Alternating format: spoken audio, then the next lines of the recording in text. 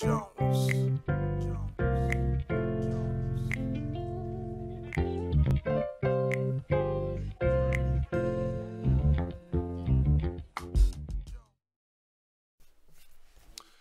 Bonjour chers frères et sœurs, c'est une joie de vous retrouver dans un nouveau rendez-vous de sa parole et moi. On continue notre réflexion sur la sagesse du serpent. Vous vous rappelez, je vous ai dit que l'une des choses dont on a besoin ici-bas, c'est la sagesse d'en haut. Cette sagesse qui est capable de nous porter et de nous conduire très loin avec notre Dieu. Alors je vous invite aujourd'hui à ouvrir votre Bible et à méditer avec moi un texte. On va lire dans Jacques chapitre 3, on va lire du verset 3 au verset 5. Jacques chapitre 3, du verset 3 au verset 5. Il est dit, si nous mettons le mors dans la bouche des chevaux pour qu'ils nous obéissent, nous dirigeons aussi leur corps tout entier. Voici, même les navires qui sont si grands et que poussent des vents impétueux sont dirigés par un très petit gouvernail au gré du pilote. De même, la langue est un petit membre et elle se vante de grandes choses. Voici, comme un petit feu, elle peut embraser une grande forêt. Amen. Je voudrais parler aujourd'hui du pouvoir de la langue et du pouvoir de nos mots et de nos paroles. Alan a prêché cela quelque temps sur cette thématique que je trouve très intéressante. Mais on continue dans la sagesse du serpent. Parce que la langue fait partie d'une des armes les plus puissantes du serpent. Son venin est extrêmement dangereux. Il est capable en quelques secondes de vous paralyser, de vous tuer.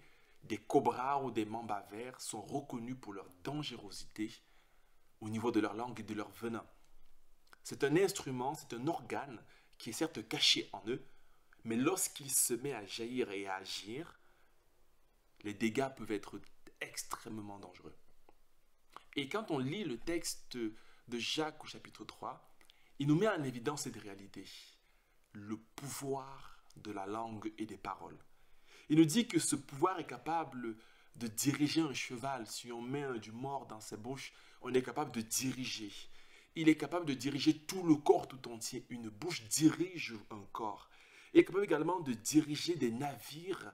Et elle est un feu qui est capable d'enflammer toute une forêt. Je voudrais vous inviter, mes amis, durant toute cette année, durant toute cette saison, à acquérir la sagesse du serpent qui consiste à faire usage de manière intentionnelle et de manière efficace de votre langue et de vos paroles. Elle a un double tranchant. Jacques nous dit beaucoup plus bas dans ce texte qu'elle est capable de bénir, mais également de maudire. Elle est capable de diriger une vie, mais également d'embraser une forêt. Et je veux croire que si nous développons de la sagesse dans l'utilisation de nos paroles, alors nos vies seront transformées. Nos vies seront dirigées d'une certaine façon. Alors on peut voir cette langue ou bien cette parole d'un côté négatif. Le serpent s'en sert pour se protéger. Il s'en sert pour défendre son territoire. Moi, j'ai craint le serpent à cause de son venin, pas à cause de sa capacité à ramper. Et si vous regardez bien dans votre vie, il y a des personnes autour de vous que vous craignez à cause du pouvoir de leur langue. Certains, c'est à cause de ce que leur père va leur dire, parce qu'il va parler de manière violente. Pour certains, c'est à cause de ce que leur mère va leur dire. Si je fais ça, elle va me dire ça et je ne serai pas bien. Pour certains, c'est à cause de ce que leur femme ou leur mari va leur dire. J'ai peur de ce qu'ils s'enflamment. Vous vous rendez compte que leur langue a un effet sur votre vie. Leur langue a un effet sur votre façon de vous comporter, votre façon d'agir. Leur langue peut leur protéger, mais également peut leur desservir. Mais je voudrais vous inviter à utiliser votre langue comme un puissant atout, comme une arme puissante. Ne méprisez pas la puissance que se trouve dans votre langue et dans vos paroles. Ça, c'est la première pensée que je voudrais vous laisser. Ne méprisez pas l'importance de vos paroles. Alors, mes amis, parlez quand il faut parler. Et peut-être taisez-vous quand il faut vous taire. Ne méprisez pas l'impact et la portée de vos paroles.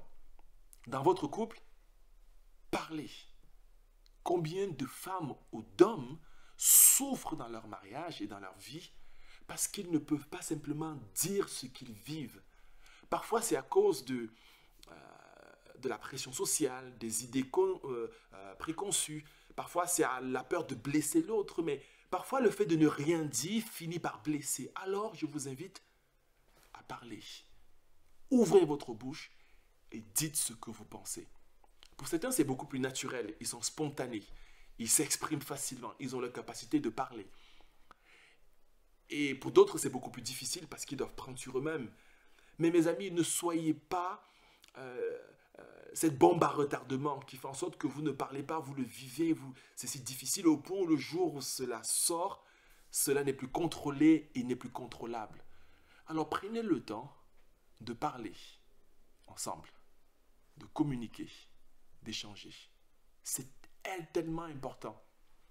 Parler entre couples, parler parents et enfants, parler entre frères et sœurs, parler dans votre travail. Parfois, on n'a pas le courage d'ouvrir la bouche et de dire dans notre travail peut-être que ce qu'on pense, ce qui est pertinent. Lors d'une réunion, peut-être ce qu'il faut, c'est que tu parles. Et parfois, vous n'êtes pas content parce que vous avez l'impression que à votre travail, ce n'est pas forcément celui qui est plus compétent, qui est plus efficace, qui fait des progrès, mais c'est celui qui parle beaucoup. Alors, mes amis, lorsque vous devez parler, parlez. Lorsque vous devez vous taire, taisez-vous. Parce que c'est important. La première chose, reconnaissez l'impact de votre bouche et de vos paroles et parlez. La deuxième chose, mes amis, utilisez vos paroles pour bénir. La Bible dit que la mort et la vie sont au pouvoir de la langue. Bénissez vos enfants. Bénissez votre vie. Proclamez des paroles de bénédiction inspirées de la Bible. Lève-toi le matin et dis, je déclare qu'aujourd'hui Dieu est au contrôle de ma vie. Je déclare que Dieu va agir. Je déclare que ma vie sera en accord avec la volonté de Dieu. Je déclare que je serai fidèle à Dieu tous les jours de ma vie. Je déclare que moi et ma maison, nous servirons l'Éternel. Je déclare que je ne serai pas rétrograde. Je déclare que je marcherai proche de Dieu. Libéré des paroles de bénédiction. C'est bien plus que de l'auto-persuasion ou de la pensée positive. C'est une parole de foi inspirée des Écritures. Le serpent, comme un venin, atteint sa proie en utilisant sa langue. Vous également, ouvrez votre bouche et parlez. Jésus dira, si tu dis à cette montagne, déplace-toi et jette-toi dans la mer, elle se déplacera, elle obéira au langage de la foi. Jésus a parlé à un arbre et cet arbre va devenir sec. De la même manière, il y a un pouvoir dans vos langues. Alors ne vous taisez pas lorsque vous pouvez bénir.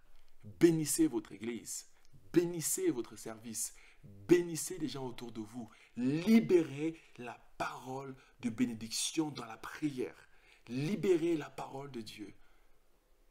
Et vous verrez que ce que vous dites s'accomplit. Le monde a été créé par la parole. Dieu a dit et cela est devenu. Et puisque nous sommes inspirés de Dieu, vous pouvez également dire et cela devient. Alors, c'est la deuxième pensée, mes amis. Utilisez votre parole pour bénir. Utilisez votre parole pour bâtir.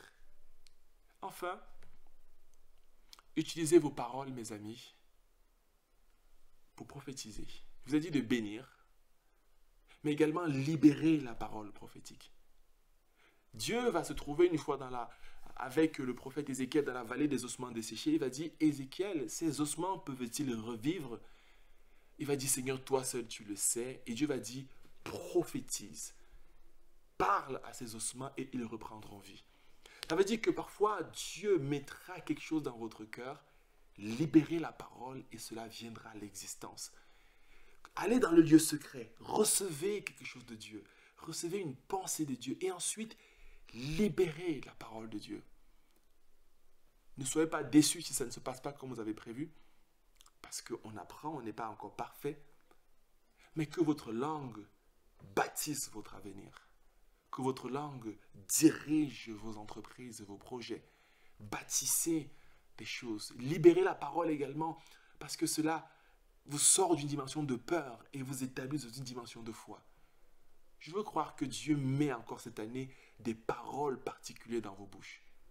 Ne méprisez pas, parlez, libérez et utilisez cela comme une arme puissante pour neutraliser l'ennemi et pour façonner votre avenir. Que le Seigneur vous bénisse, mes amis, et qu'il vous donne d'être sages comme des serpents, utilisant votre langue comme une véritable arme puissante. Soyez bénis et à très bientôt.